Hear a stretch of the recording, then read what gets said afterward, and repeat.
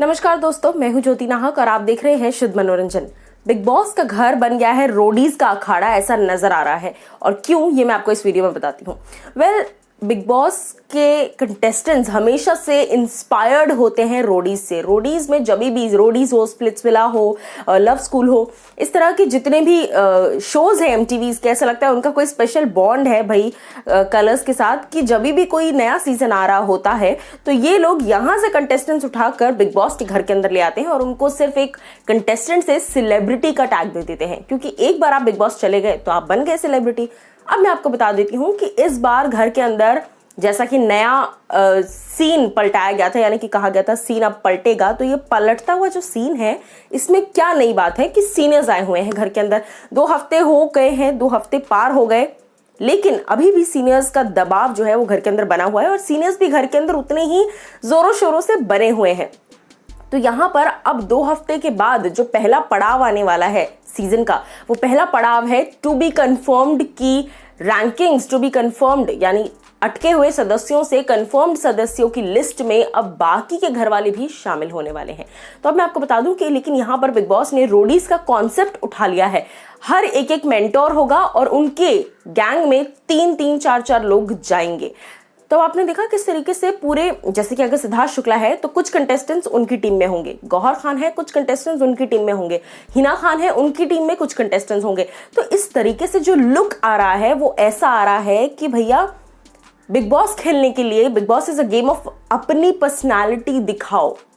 अब अपनी पर्सनालिटी दिखाने के लिए आपको मेंटोर की जरूरत पड़ रही है, तो फिर ये कहाँ की पर्सनालिटी, ओरिजिनल पर्सनालिटी कैसे हुई?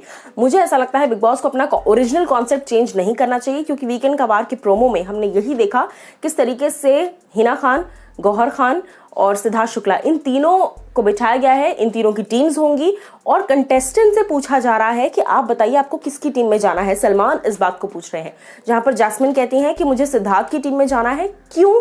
क्योंकि मैं सिद्धार्थ को काफी पहले से जानती हूं और यही रीजन है। उसके बाद जब पूछा जाता है शहजाद से, तो वो कहते हैं कि मुझे हिना की टीम में जाना है, बिकॉज मुझे ऐसा लगता है कि हिना की बातें मुझे ज़्यादा समझ में आती हैं और हिना मुझे समझाएंगी तो मुझे समझ आएगा। इजाज खान से पूछा जाता है कि आपको किसकी टीम में जाना है, तो वो कहते हैं कि गौहर खान की टीम में जाना है, क्योंकि देखिए इजाज स्टार्टिंग से ही, डे 1 से ही गौहर के लिए कहते आए हैं कि गौहर काफ़ी स्ट्रॉन्ग हेडेड वुमेन है और अपनी बात बहुत स्पष्ट तरीके से सामने रखती हैं। तो इस तरह की सारी चीज़ों को देखने के बाद एक चीज तो कंफर्म है कि घर के अंदर अब रोडीज का प्लेटफॉर्म बनने वाला है। अब ऐसा लग रहा है कि कॉम्पिटिशन्स जो है वो टीम में होंगे, team Gauhar, team Siddharth, team ये बिग बॉस का ओरिजिनल कॉन्सेप्ट रहा ही नहीं। तो कहीं ना कहीं बहुत ही अब मेसी होती जा रही है चीजें। मुझे ऐसा लगता है इट्स हाई टाइम। और ये चीजें मैं आपको बता दूं भैया, वेरी क्रिटिकली ये चीजें इसलिए कराई जा रही हैं क्योंकि सिद्धार्थ शुक्ला को घर से निकालने की बात जनता एक्सेप्ट ही नहीं कर रही है। जनता चाहती है कि सिद्धार्थ शुक्ला घर के अंदर ही रहे, जिस रीजन से ये सारी चीजें इस वक्त हो रही हैं, कराई जा रही हैं, ताकि टीम्स बने, टीम्स के अंदर सदस्य हों, सिद्धार्थ की टीम बने, गौहर की टीम बने, आप लोग उनके अंदर जाओ, ये लोग आपको गाइड करेंगे। ये बिग बॉस है ही नहीं, ऐसे थोड़ी बिग बॉस खेला जाता है। लेकिन अब ऐसा हो रहा है, तो आप मुझे बताइए कि क्या आपको ये सही लगता है?